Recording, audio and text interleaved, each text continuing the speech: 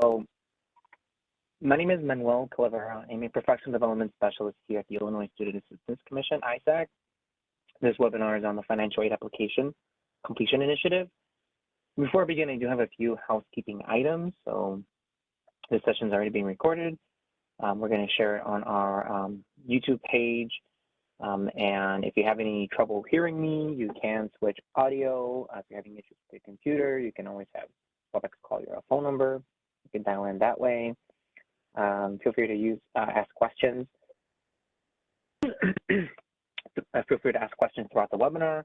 You can also view any upcoming offerings, especially our Spring to Action webinars. If you haven't, it's going to be catered to providing you with some resources that we think are going to be helpful for you in implementing and increasing your FAFSA completion rates at your school, as well as we're also offering continuing education and professional development hours as well after this webinar. So stay tuned for that at the end. So a little bit about ISAC for those who aren't too familiar with who we are. We're the Illinois Student Assistance Commission. We're the state's largest one-stop resource for financial aid information. Our mission is to provide Illinois students with information and assistance to make education beyond high school more accessible and affordable. We also administer scholarships and grants to students across the state. One of the programs that we administer is the Monetary Award Program, the MAP grant, which is one of the largest grant programs of its kind in the country. And in our division of College Access and Outreach, we provide professional development opportunities to college access professionals across the spectrum, from students working in middle school, folks who work with middle school students, and especially those who work in the high school side. But we provide tons of professional development opportunities in navigating the financial aid process, and supporting underrepresented students, as well as navigating and understanding the student loan forgiveness program.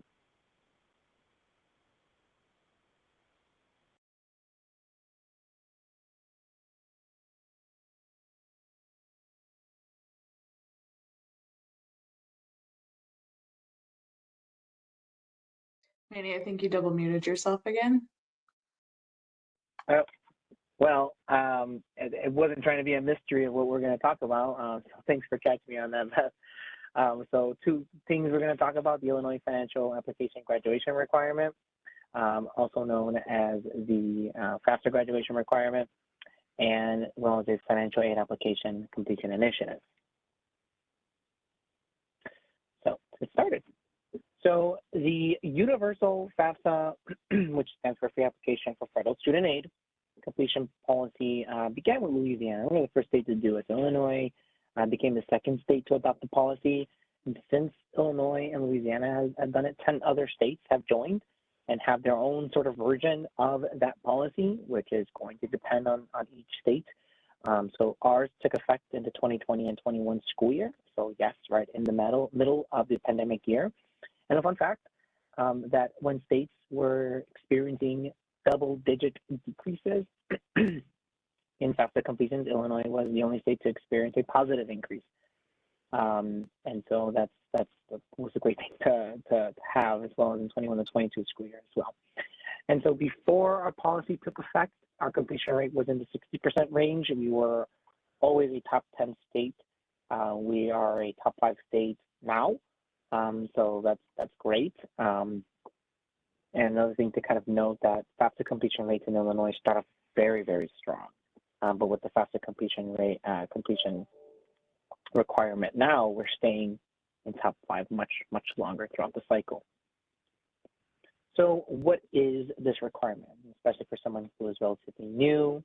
So it's a requirement for public high school seniors to complete a financial aid application as a prerequisite to receiving a high school diploma. You either have to file a FAFSA or an application for state financial aid, which in this case is the alternative application for Illinois financial aid, or they file a non-participation form, also known as an opt-out waiver, or a non-participation FAFSA form, but just know that it's one of those 3 requirements that a student has to do. So what does it mean for you? Especially if you're at a public high school. So each school district must continue to provide support and assistance for students in order to comply with the graduation requirement. It's going to be as simple as partnering with your local ISAC core member, and they are the ones that are hosting the FAFSA or financial aid application completion workshops at your school or district. This is not intended to keep students from graduating. Think about this more as a tool to to provide students with the information, an opportunity to really look at to apply for a financial aid, to see whether or not they're eligible for any state or federal financial aid programs. So in the back of the waiver form, if they see a paper version, they will see all that information, or if they're completing it online, which is now the preferred method and the only way that students can access the form on a mass scale, they will see an FAQ, as well as some resources information where they can kind of see exactly what it is that they are completing or choosing to complete, and why they're not completing a FAFSA. And if the student or parent is unable to submit a financial aid application or a waiver, what is new that now a school administrator can check a box in Gap Access to indicate the school's intent to assist that student in that. So again, this is not meant to keep a student from graduating. ISAC as well as ISB understands that with the FAFSA simplification rollout, there has been many bumps on the road, to put it very, very lightly. And so FAFSA completion rates are down significantly across the country, especially here in Illinois. And so now, versus in the past having to enter in some information about the good faith effort, so for now all school administrators can do is check that box. I'll talk more about that later on. But it's as simple as that, right? We don't want to present the upfront form as an obstacle for students from graduating, right? Because if you haven't had a chance or you tried to reach out to students, there is a simple box that you can just check, and that'll keep the student moving along and graduating. And you have until July 31st to make that, but we'll talk more about that. So the waiver form, it indicates the student understands what the FAFSA and alternative application are, and they're choosing not to fill it out. So that's why they have the FAQ, they have some grant information, so students are more aware as to what they're completing. And that they understand that by completing this, they can still go back and complete the FAFSA. This is not stopping them from doing so. It's going to become available each year when the FAFSA and alternative application rolls out and becomes available for students. And as I mentioned earlier, that students can now complete the form online on our student portal website. So when it comes to completing the waiver online, so students, parents will have to create a student portal account website, account username and password. And so they complete it on our student portal website at studentportal.isac.org under program applications and status checks. So you'll see that all the way towards the bottom. They will need a ISAC student portal account, so they need to create one. And once that has been submitted, that information is going to populate automatically in your school via the Gap Access portal, the Gift Assistance Program portal. So this is portion of the FAFSA completion initiative, or the financial aid application completion initiative, is only available to high school seniors. So we'll talk a little bit more about that. And so students who are over the age of 18, they can complete the waiver themselves, but if they're under 18, you will need a parent. And so students can, of course, wait until they turn 18 to go back in and fill it out. They just have to make sure that whether the parent or the student is filling it out, that they are making sure that they're using their full first name and last name and date of birth to ensure that there is a successful match. So the non-participation form is not what we refer to as an end-all be-all. Waivers are only presented as, should not be presented as the only option and not the first option, right? This is something that as an agency we track, so we know which schools and districts are submitting waivers. It's meant to, as a way for you to ensure that the students are graduating with a high school diploma, but the first step students should be doing is completing a FAFSA or an alternative application if they're not eligible for it. This is not intended to be an added barrier to students and parents. As I mentioned earlier about Gap Access, now all school administrators can do to satisfy that requirement is go into Gap Access and check that specific box for FAFSA simplification admin waiver, which we'll talk a little bit more about. And so this is not the end of the conversation about post-secondary options. This is not to keep students from submitting a FAFSA, because certainly if they submit one, they can always go back at a later time and submit a FAFSA. And certainly students should still be aware of what their options are, right? We understand that not every student is going to be eligible for the FAFSA, but again, that is up to the federal form to kind of figure that out for that student. So students shouldn't be making a decision before submitting the form. But some institutions also require students to submit a FAFSA in order to administer state aid, institutional aid, rather. And of course, ISAC is an institution that uses the FAFSA to administer state financial aid, like the MAC grant. If they're not eligible for the FAFSA, then it's the alternative application for Illinois financial aid. So we're going to go over the process of what the form looks like. So the first step is the intro and contact form. So once they navigate into the portal, in the top right corner, they log in, you'll enter their email and password. If they need to create an account, they'll sign up and create their account using their first name, last name, answer a challenge question, select and answer a challenge question, and then create a password with an email address.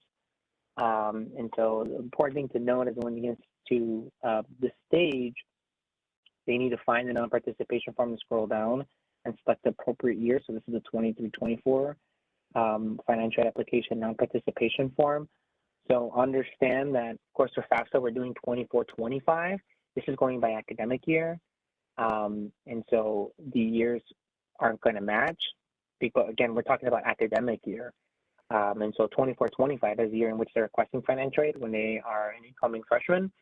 But this is looking in their senior year. So that's why the years don't match, because it's a difference between what we're sort of talking about in no sense. And so they'll see some general information as to why they're completing the waiver, why they find themselves there. I encourage students to always check the FAFSA FAQ so they can see exactly what they will miss out, right? What they're leaving up on the table. And when they're ready, they scroll down to click Get Started. So they're entering their student name. So once they start entering that information, the school district information will automatically populate. So you can kind of see here that's grayed out. So you're not able to kind of see that. And the students will go in to enter their first name. If they are determined that they are under 18, then the parent is entering that information. But if they're over the age of 18, then they'll select, they'll be able to see their student name and be able to enter that information themselves. That's going to be based off their date of birth. Right, so once they enter that information, that will determine whether, obviously, age of 18 or younger. So then the second step is the certification statement. So they will see all that information, what they self-entered. They will see an opportunity, again, to see their FAFSA FAQ. And they're simply stating that they know and understand what the FAFSA is and are choosing not to submit it. But again, they can always go back in and submit a FAFSA. This is not going to stop a student from submitting it. They can always go back in. In fact, we encourage it for students to go back in and submit a FAFSA once they're able to do so. Now, once they sign and complete that form, they'll get a confirmation statement on there, which will look like, congratulations, you successfully submitted the 23-24 financial aid application non-participation form. They can download the copy at any time. They can also go to exit. They can always go back and make any edits if they need to. But students here are able to kind of retract and have for their own records.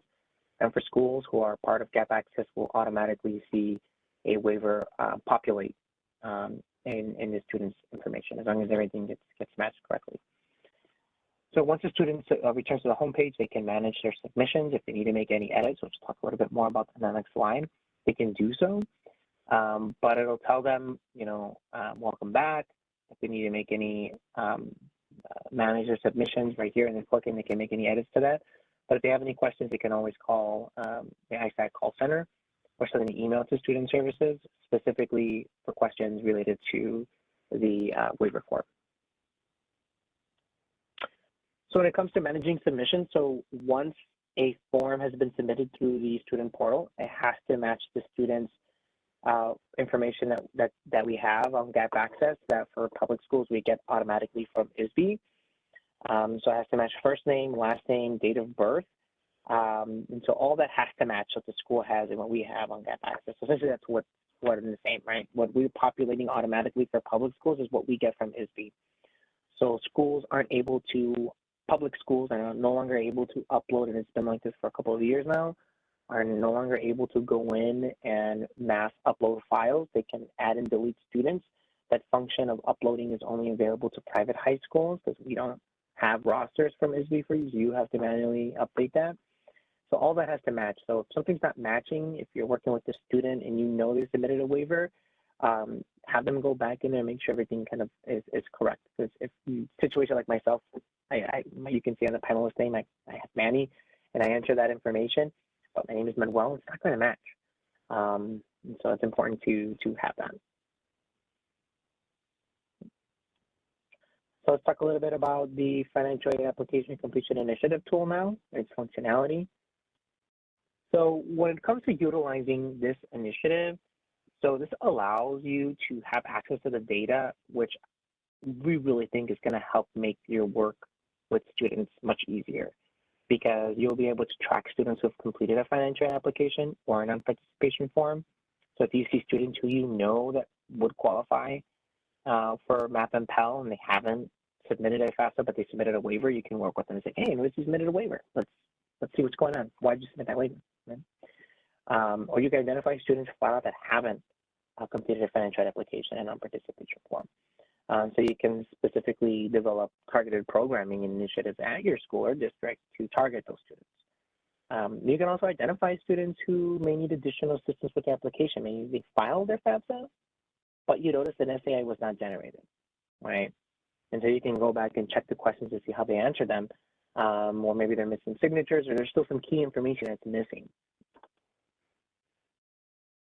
But it allows you to kind of document that and keep track of all that information. So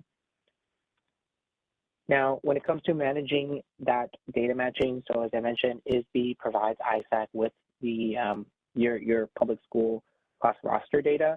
So private schools do have to upload their own roster. So once that happens, your roster is then matched with FAFSAs and alternative applications that are filed each day. So you will be able to see that, uploaded that every day. So ISAC is going to update that every day. So you'll see that on Gap Access. There's a difference between the viewing of you having Gap Access. You'll see that students submitted it, but in terms of a completion rate in your school, that gets updated. That gets updated on our website on a week-to-week basis on Mondays, right? But that's going to get reflected all automatically in your Gap Access portal. So you're able to see that on a case-by-case basis, on a student-by-student basis, not case-by-case, but on a student-to-student basis. But if you want to see like your completion rate as a whole, that change you won't see that change until the following week, that Monday. When it comes to high school data, so you'll be able to see the list of students. You'll see aggregate data for the entire student body. You'll be able to see the number of MAP eligible students. And of course, it's going to depend on if they've listed a MAP approved school in their FAFSA or turnout application. Obviously, the turnout application obviously is going to be, they're all MAP approved schools anyway. Number of Pell eligible students, as well as their student aid index ranges. So you can have that if you wanted to have target ranges and see like, well, let me see how many students have their high SAI, so I can provide some additional assistance with them. But it allows you to kind of keep track of that. And this functionality for class roster upload, it's only available for private high schools. As I mentioned, with public schools, we get that data automatically from the from Illinois State Board of Education, ISB. Now, what you can do is you can upload your most to-date list of current seniors, and from there, you're able to replace this list entirely. You can add or delete students. You just want to make sure that that information is correct when you're uploading it, like their birthdays and names, that it matches all that information. Because what can happen is when you're uploading that own information, if you go and you upload me, Manny Calavera, and I'm completing my FAFSA, of course, all that information has to match my FSA ID, which matches my social security number, which matches the name listed in my social security card is Manuel. It's not going to match, so you're going to see that discrepancy. So you want to make sure using the information as listed, but then it has to follow a certain format. Want to make sure you're using at least Microsoft Excel 2003 or above. You do have to use a CSV and include last name, first name, middle initial, and date of birth.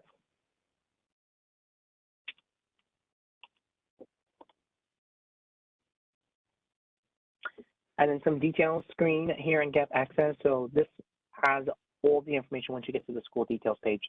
is all of their information on students. So on the top left corner of this, you will see their school name, the principal, assigned administrators, some contact information that we collect.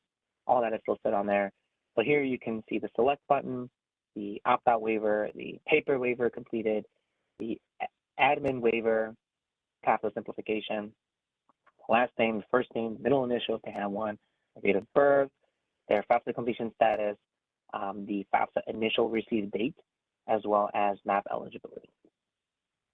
So a few things to kind of note here. The select tool is only used to kind of, so when you're selecting students to delete their records. The opt-out waiver, if marked, this is something, if you can kind of maybe tell or not tell, but it's grayed out, meaning you as an administrator cannot select this specific box because that is automatically populated if a student completes one from the student portal website. So if they do, it's going to, the checkbox will appear. And again, all that information has to match automatically. So you can have a student who did it, but that it didn't populate on here. So when you follow up with them and say, hey, I saw you didn't submit your waiver, but you said you did. It's like, well, I thought I did. Let's go back and see if everything matches. Paper waiver completed, if marked, will signify that the school has received and the student's paper version of the waiver. And so if you do receive those, keep that with the student's record for compliance.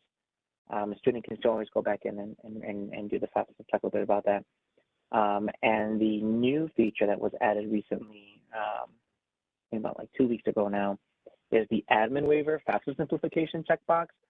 So in the past, we had where if a school administrator checked on this box, they've had to enter additional information pertaining to the good faith effort and describing the situation of the student, describing the efforts of the school.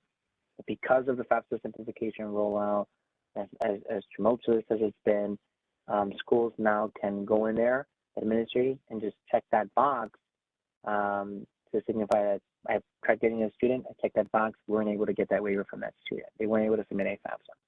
And it's ensured to keep students in that is there to ensure that we're not keeping students from graduating. Right? We want to make sure it's just a simple check of that box. That's it. And then you see the student's last name, student's first name, as I mentioned, their date of the first initial of their middle name, their date of birth, their FAFSA status. There's only 3 statuses for the student record. There are no FAFSA filed. Obviously, the student didn't file FAFSA. A FAFSA is filed and they have their SAI. So then they will tell you that it's been calculated. You can see that information. The last is the student has filed an SAI, but there is no ESC or SAI, right? So SAI has replaced EFC. And then the initial FAFSA receive date is when it was received by the FAFSA processing system for the year, not the date the student submits it. So it's just dates. It could be a little bit of discrepancy, right? This is when the processing system is received. And then for MAP eligible, it's either yes or no, Y or N. That's going to be based on the student's potential MAP eligibility at the college listed by the student on the FAFSA. So for compliance, we recommend that you download a report. So to mention that here in the back page, but here you can add and delete students, so we'll talk a little bit more about that. You can do paper waiver, save changes here, but in the Excel box, what I have red box in the bottom, that's where you can sort of download the Excel report, where you can kind of keep track of that information as well as keep as a file for compliance. So the class report data is available and it can be downloaded as needed. Just keep in mind that if you make changes to it, you have to go back and reprint it. Reporting the information is going to follow a similar format as to what's presented in Get Access. So use filters, keep track of how you want to keep track of that information. It can be saved at any time, print it on your file, on your desktop. It can be sorted as needed. Clearly think about the needs of your school and your students and figure out how you can best display that information, or especially if you're like head in your counseling department, how you can share that information with the rest of your staff.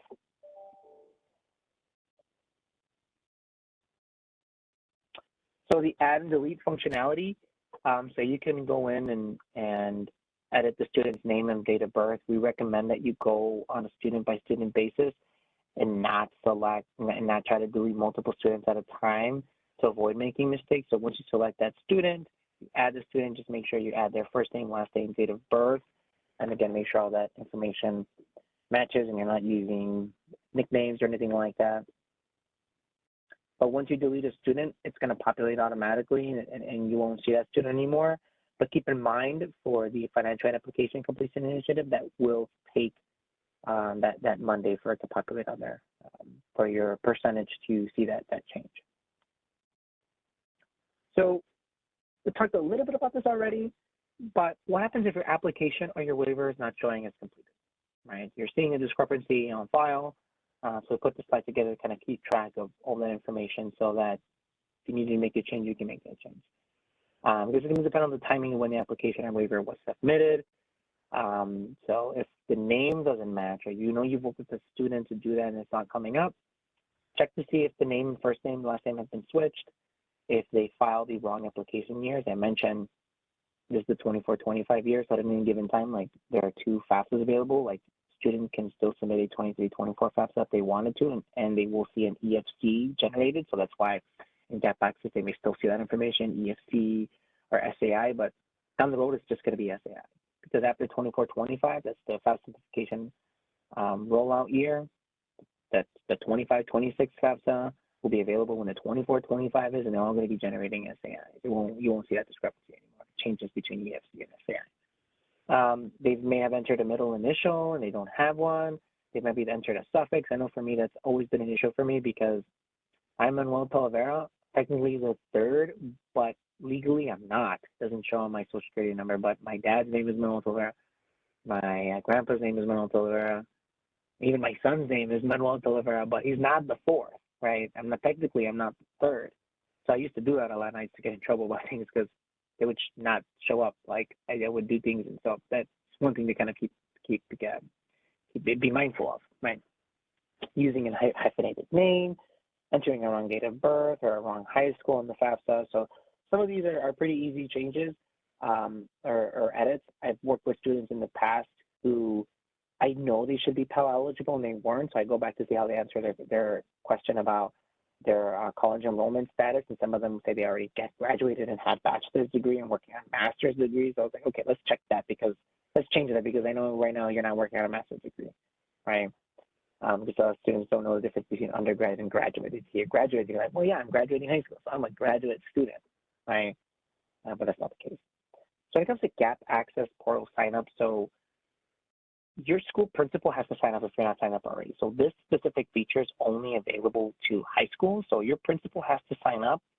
And once they do, they they submit an agreement for Illinois educational entities, and they can then go in and assign authorized users. And as authorized users, you can assign them full privileges of adding and deleting information, or you just want them to view that data.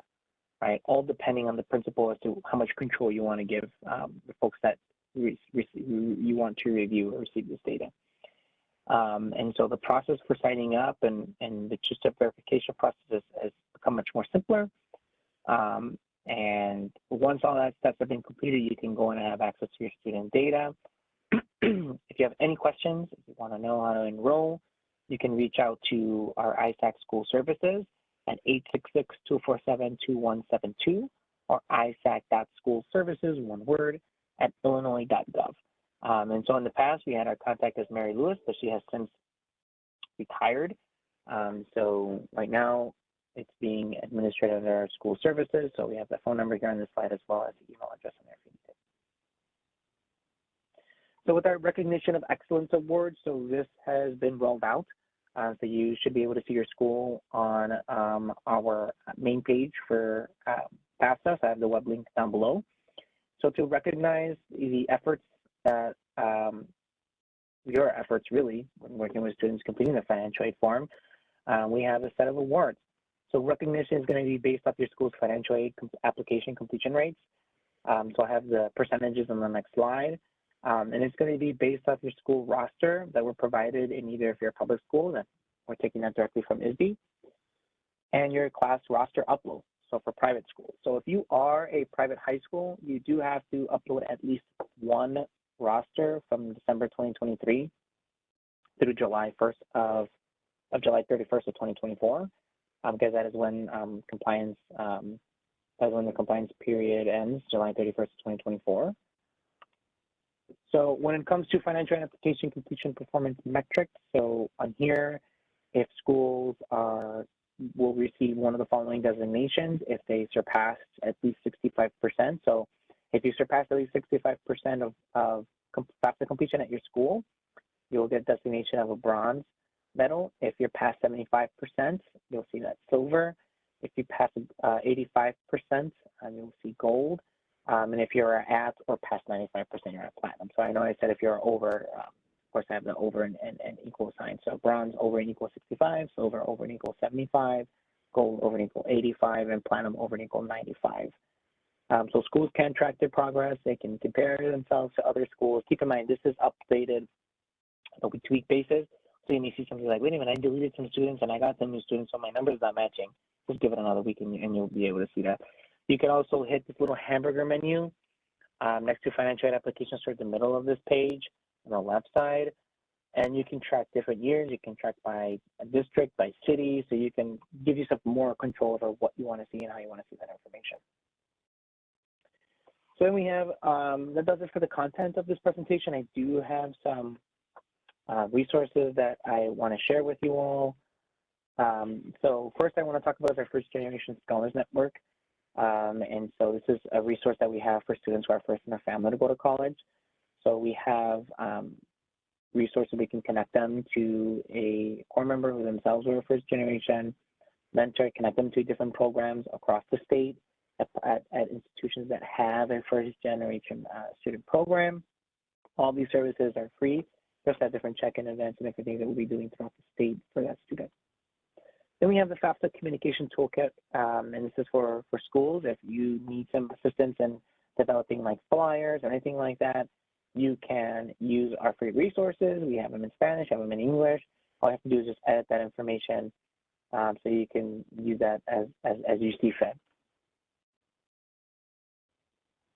And last, we have CE and PD credits.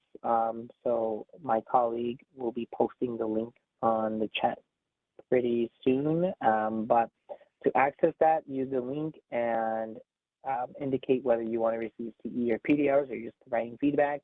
Keep in mind, if you indicate that you are requesting PD hours, we do need you to submit your EIN number, your educator identification number, so please submit that together so that we can process those quickly and send those out back to you. Okay, just checking to see if we have any questions, but that pretty much does it for our content. The last thing I do want to go over is our ISAC connection resource for college access professionals. So if you do have a question, you can now text the number 847-250-2384 with your question, and a real live PD member, myself or another one of my colleagues, will be there to answer your questions. So we also have our email address at isac.outreachtraining@illinois.gov. We also have more information on our website where you can see our latest trainings or upcoming trainings, or just want to learn more about what we started we offer. Find more information there. We also encourage you all to sign up for e-messaging. They can get all the latest updates on ISAC catered to your role.